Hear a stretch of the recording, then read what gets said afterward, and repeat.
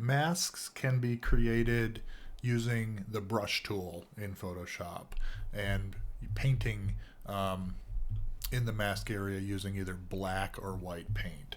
Black is going to hide pixels, white is going to reveal pixels when you're painting in that mask area. So, as an example, here is just a photo of a shoe. I'm going to start by just creating a mask in my layers area. It's just blank right now. Everything's white.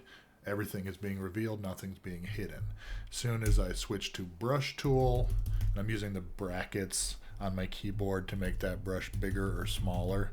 Over by the delete key, left bracket makes it smaller, right bracket makes it bigger.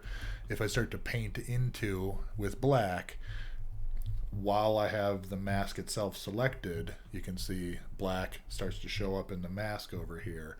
And wherever I'm painting with black, it is hiding those pixels.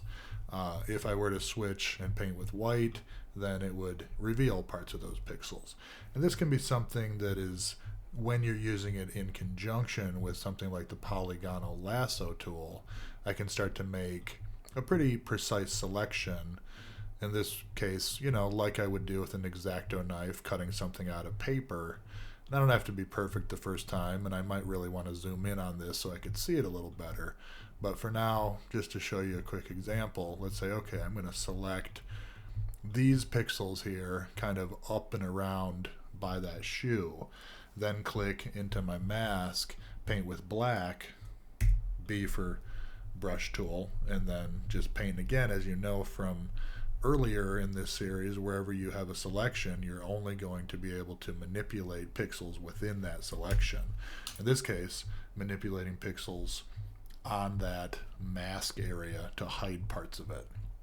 And so, yeah, certainly doing a combination of polygonal lasso tool, making those selections around, I'm just going to hide everything here, including the sock and the leg, making those kind of choppy X-Acto knife-like cuts with polygonal lasso tool, switching to brush tool, painting with black.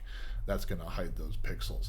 Now, I would not have to use polygonal lasso tool. I could just do all of this with brush. So maybe I get in around the edge here, and I'd probably, like I said, zoom in so I could actually see what I'm looking at. But this works, great too. Just kind of go right around, paint, whether you're using a stylus or your mouse, and just click around, keep adjusting the size of your brush as needed to go around the contours of whatever it is. And then from there, I've got the beginnings of a selection made there where I've hidden things, and then I can get in there with a bigger brush and very quickly hide the rest of those pixels around the edges.